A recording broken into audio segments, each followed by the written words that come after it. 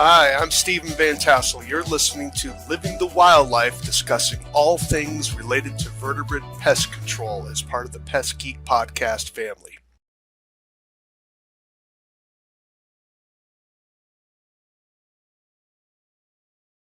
For Wildlife Control Consultant and Pest Geek podcast with Living the Wildlife podcast. Always follow national, state, provincial, and local laws when using pesticides and or other control methods to manage pests. Wildlife Control Consultant, LLC, Pest Geek Podcast, Living the Wildlife Podcast, Stephen M. Vantassel, or their or his affiliates are not responsible for followers' use of the information provided here. Hi everyone, Stephen Vantassel here, Wildlife Control Consultant, bringing you another episode of Living the Wildlife as part of the Pest Geek podcast family. Hey, glad to have you on board here. Hope you had a great week. I had an okay week for myself, but certainly it could have been better, to be sure. But anyways, I hope that you're going to have a good weekend here as we're looking, but and if do take a few moments, if you would, to register for our podcast. Make sure you're getting all the latest editions. Hit the bell. Of course, if you also go on Rumble, which is where I post my video, it's on YouTube. That's posted by Franklin, and I post mine up on Rumble. Just look under Wildlife Control Consultant, and you'll find it there. If you have questions, comments, perhaps suggestions for a new show, you can certainly reach me at wildlifecontrolconsultant@gmail.com, wildlifecontrolconsultant@gmail.com. Sometimes people are asking me if I do some consultation. The answer is yes, I do. I do charge for personalized consultation. However, one of the ways you can get free consultation, of course, is ask some questions that you would want me to answer, and perhaps I'll make a podcast out of it, and then you would get that information for free, just another way.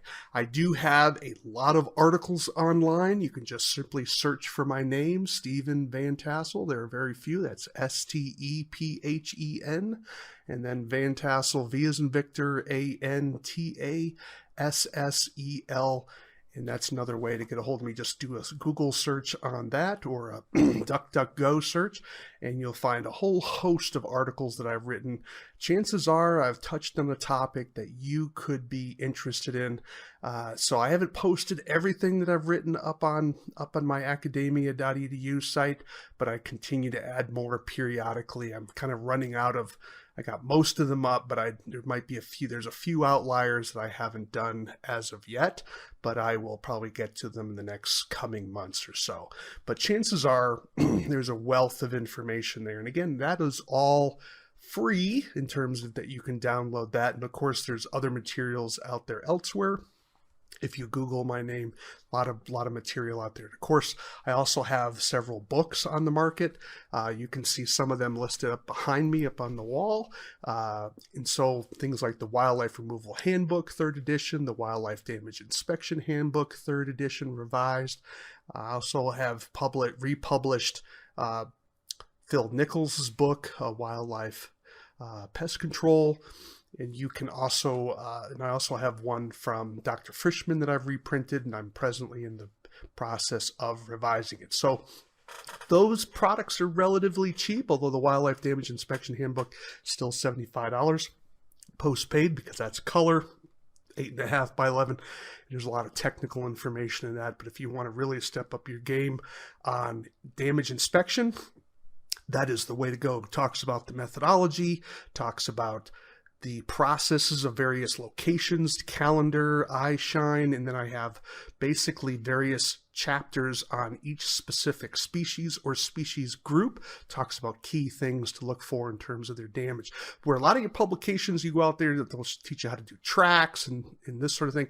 Mine is designed for wildlife damage, particularly in an urban, suburban context. And the damage situation there is much different. Don't spend a lot of time on tracks. Why? Because in compacted soil, you don't really find a lot of tracks. It's hard to get a track on concrete, unless the animal has dirty feet or wet feet, that sort of thing.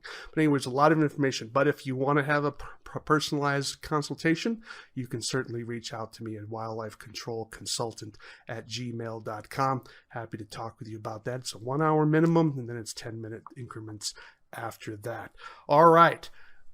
What's today's topic going to be on? Well, I wanted to talk a little bit about a book listed here, Key Questions in Urban Pest Management, a study and revision guide written by Partho, Dhang, Philip Kohler, Robert Pereira, and Daniel D. Dye II. Now, most of those individuals I don't know, but Daniel Dye II typically doesn't have his full name on there on Facebook, but you might know him by the beautiful macro photos he posts in the Pest Cemetery area. He is a macro photographer and does some wildlife photography too in terms of snakes, but he does a lot of macro work in terms of insects. And look him up, Daniel Dye II, and he is an author in this as well. Primarily, he does some of the illustrations in here, particularly some of the photos in particular. But I would suspect he also had some work in the book as well. But I'm familiar with Daniel Dye. He's sort of a friend of mine, not a close friend, but certainly a friend. But he's helped write this particular book. And it's basically, as it sounds, it's key questions. Now, when I originally heard the title, I thought, key questions, are they looking at an analysis about issues involved in pest control that need to be evaluated, like the issue of IPM? Is it really cost effective? Is it not cost effective? And I did not understand the title as the way it was. So when I got a copy of the book to do a review on that's being published in the Journal of Pesticide Safety Education, I was looking at this and I was like, oh, I've misunderstood what this book was all about. And what it is a book that collects a number of questions that can be used to quiz yourself or your employees to help them recapture and reinvestigate and reactivate information they may have learned in the past. And so one of the ways you can study information to help burn that into long-term memory is to do a question and answer type modality. So let's say you're having a situation where you're learning information and you're like learning. Well, the way to really activate that in terms of really embed it into your memory is to use question and answer, so it forces your mind to recapture that information, and that helps lock it into long-term memory, because you really don't know if you know something if you can't answer questions about it. The challenge, of course, is how you come up with good questions that are going to cover the breadth of material for urban pest control. Now, the vast majority of this, of course, is on insects, and this isn't an insect podcast. This is Living the Wildlife, where we deal with vertebrates. However, it does have a chapter on vertebrate pest control. And since many of you are dealing with insects as well, but a lot of our audience is also not just doing vertebrate control, they're also doing pest control, I thought it'd be appropriate to certainly give a shout out to Daniel Dye in his book and let you become aware of it, particularly if you have employees that you want to have quiz questions for, as well as if you're looking to perhaps prepare yourself for maybe the ACE exam. This may be something you want to use to help you prepare for that particular exam. Now, I'm not suggesting that this is a study guide for the ACE exam. That's not what I'm saying at all. The ACE exam, as I understand it, is undergoing some revision. One of my criticisms about the ACE exam, I've done a blog on this, is that they need to have a single book, a single resource that technicians can then use to prep for the exam, and saying all the questions that you're going to be asked are going to come from this book. Unfortunately, that's not the way it's presently done. And my personal opinion, I think that's unfair, because they're telling you to read a variety of books, and I think that's too high of a level for what the ACE exam should be, because it's sort of like if you have an exam on raccoons, for instance, or on wildlife control, and you ask the question, how many young does a typical female raccoon have? Well, you can read one publication and it may say 4 to 6, and another publication will say 3 to 5. Well, that's all well and good, but when it comes to the multiple choice exam and you have one question, one answer that says 3 to 5 and the other answer says 4 to 6, which one are you supposed to pick? Because depending on which literature you read, it could be either one, right? And so that's my criticism about the ACE exam. Not that it's asking questions about raccoons. It's not asking questions about raccoons. But if the same way with insects, in other words, one particular publication may have a certain amount of data in terms of how long it takes for an insect under normal conditions to, come through the chrysalis. And another publication may have a different time. And so how does that relate to the particular question that we have? So I think that's unfair. That's why I think for the ACE exam, there should be one book or one manual that says all the questions are based on this. Now, they need to make it thicker, all well and good, but at least everything within the walls of that particular manual are fair game. And that's at least limits your universe for how you're supposed to study for that exam. I think they would have a lot more passing rates at that particular point simply because you wouldn't have that type of confusion. Now, they may have, if they have questions based on scenarios, I think that's fair game as well, because you should have some general principles about how to implement pest control based on scenario basis. And I have that's certainly fine. That may not obviously be within the book, but when it's asking sort of these objective questions, those should be within the confines of that particular book. And presently, I think it's undergoing revision in this regard. So I'm not just trying to throw ACE under the bus, but when I was studying for it, that was very frustrating for me, especially as someone who was by no means an expert in insects. So this particular book can help you in two ways. One, it covers a host of aspects of urban pest control. Let me go down a little bit of the chapters list of the table of contents to kind of give you a feel for what this particular book covers. It's written quite well, in fact, but let me get to the table of contents here and list out some table of contents for you. So it has, in the preface and introduction, books referred to and for further reading. So you have resources that they recommend for further reading if you wish.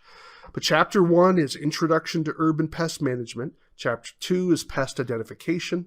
3 is Mosquitoes. Chapter 4 is Bed Bugs. Chapter 5 is Flies. Chapter 6 is Cockroaches. Chapter 7 is Subterranean Termites. Chapter 8 is Drywood Termites. Chapter 9 is Powder Post Beetles and Wood Pests. Chapter 10 is Ants. Chapter 11 is Fleas, Ticks, and Mites. Chapter 12 is Sporadic Pests. We would call those occasional invasives, occasional species or accidental species that come into the building.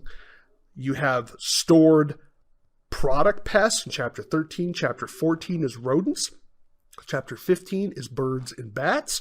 Chapter 16, Pesticides and Formulations. Chapter 17, Handling Pesticides. Chapter 18, Integrated Pest Management. And the last chapter contains the answers. So these are all objective questions, by meaning there's going to be, it's either going to be true, false. I don't think, if memory serves, there are a few true, false in here, but most of them are multiple choice, typically with 4 answers.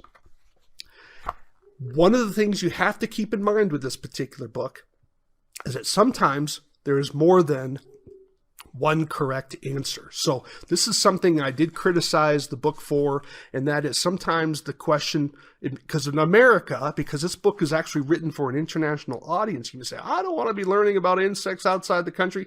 It is primarily I would say 90 to 95% of what's in here is all relevant to the United States. So you're not going to be really learning anything that's going to be outside the U.S. But for those of you listening outside the U.S., understand that this is an international authorship. I think 3 different continents are represented in the authors here, so that they bring some of that flavor to that. And I think that's a good thing, because some of these invasive insects, you never know. But, a cockroach is a cockroach is a cockroach. And whether it's in Indonesia or whether it's in South Florida, you know, a lot of those habitats can be the same. So maybe learning a question or two about a cockroach in Indonesia is not going to hurt anything. You never know. For those of you in the southern portion of the United States, that may be valuable information. But if it's not, you just simply skip it and don't use that particular question teaching your workers or even teaching yourself, and just focus on the U.S. But again, 95% is going to be all America in North America type settings. So don't sweat the few questions that have an international flavor to them. But some of the multiple choice questions, a few of them have more than one answer. Now, one of my criticisms, as I kind of hinted before, was that they should have given you a heads up on that. Typically in America, when you have a multiple choice question, only one question is true. That's the one you're supposed to pick. But in this particular manual, you have to keep in mind that there's a few answers where there's like, it's not just A, it's going to be A and B. And there isn't an answer that says both A and B. You have to know that A and B are the correct answers. And how do you know that? Well, when you go to the back of the book, it'll sometimes list two different letters as answers for that particular question. There are not many, only a handful, but there are situations where, like here we have in chapter 13, question 13, the answer is both A and C. You know, who would have thought, right? So that kind of, I found that to be a little disconcerting. Maybe that's a different policy in European multiple choice questions. But here in the U.S., our practice is that it's always assumed there's only one correct answer unless the question explicitly states more than one answer can be checked. Okay, so that's just one thing to keep in mind. But again, not a big deal, but it does occur occasionally. Now, of course, with a true and false question, there's only going to be one correct answer. You're not going to just pick both true and false, but this is just for the multiple choice. The photos in here, of course, you can see some of the beautiful photos here by Daniel Dye. They're just absolutely splendid. I sort of covet his ability to create beautiful macro photos. They are a thing to behold in this chapter. So how many questions do you have per chapter? Typically, it's anywhere from 20 to 30 questions per chapter. So that's a fair amount. So when you think about looking at, 18 different chapters, that you have anywhere from 360 to over 400 questions in this particular book on urban pest management. So if you're looking for a guide to help you rather than trying to create your own questions, this is something that can be useful for you to help quiz your technicians and use it as a learning moment. Again, what is the value of quizzes? Quizzes help activate different parts of your brain in terms of your education. So when you're learning something, it forces you to recapture that information to answer the question. And that helps, again, burn that into long-term memory. It reactivates, because a lot of times we know things or we think we know it. And then if someone asks you a question, you're like, oh, I'm not sure. What's the right answer here? This helps preload that for you so that you're asking the questions in a context where you can get the answers. So that way, when a client is asking the question, you can immediately recapture it. This is a powerful learning tool, and it's something that can be very helpful. So that's the first advantage of using a book like this, or just using quizzes in your training methods, whether for yourself or for your workers. The second reason why a book like this is valuable is it teaches you how to handle test-taking stress. One of the challenges I've heard of people like, well, I just blanked. And this is where stress, where you get an adrenaline dump in your body, it's the mind killer. When we have an adrenaline dump in our body, when we're afraid of something, we have an adrenaline dump. That is designed to do a couple of things. Excuse me, that's my fire department call there. It's part of their daily call out test of our activation system. So sorry about that. But when you're having an adrenaline dump because of fear, it actually lowers your thinking capacity because your body is in a fright and flight mode of thinking. This is why when you have people that have an adrenaline dump, they can be getting into some violent fights and then they can't remember what they did, because they kind of go to that, some people call it the animal brain. We have that part of our brain in the back of our head that just brings us down to just the survival mode, versus our upper brain, which is our reasoning and thinking mode. Okay. I'm not a big fan of that particular analogy, but there is some neurological evidence to support that, to say different parts of our brain do different functions. That's certainly something I would concur with. But nevertheless, when we have an adrenaline dump, it brings we lose some of our ability to think rationally. The way you overcome that adrenaline dump is to train yourself not to fear the test. One of the ways you overcome fear is to do what you're afraid of, by doing it in a safe environment and by having questions in a non-dangerous, threatening way. Like, you're going to take a test, and if you fail it, it doesn't ruin your career. Then you can learn to overcome some of that test anxiety. The third advantage with taking a quiz like this, taking questions like this, and testing yourself, is that you learn how to read questions and learn basic test-taking skills. There's a skill for how to handle multiple choice questions. There's a skill with understanding how to read the question to say to yourself, is this going to be a situation where is this a true statement or is this a false statement? Remember, when we have a true statement, everything about that statement has to be true. Because if you just have one element of that statement that's false, then the answer is false. So just by statistics, you're more likely going to have false questions than you are true questions, because it's hard to make a question where the question is true as opposed to when the question is false, right? It's very easy to make a false question. So those are things that you learn when you're taking your fake quizzes, so that you can prepare yourself for both life and if you're looking for certification exams. And these are powerful ways to help you, remember the material you're supposed to know, get over test anxiety, and 3, develop better test-taking skills so that you don't get thrown by multiple choice questions, and you know how to read a question properly, to analyze it, to find the correct answer. Because when you're dealing with a multiple choice question, you're often going to have you have the right answer, of course, then you're going to have several distractors. These are answers designed to sort of throw you off. They may be partly true, but they're not true enough to be the answer. And it takes a little bit of skill and discipline to know that, because you have to know what answer is false to know what answer is true. And even if you don't know what the true answer is, if you can identify some distractors, you increase the odds of choosing the right answer. Okay, so those are very helpful tools. So what is the book again? Key Questions in Urban Pest Management, a Study and Revision Guide. Now, the word revision may have thrown you like it did me. I had to look it up, and it seems to be a British understanding the word revision.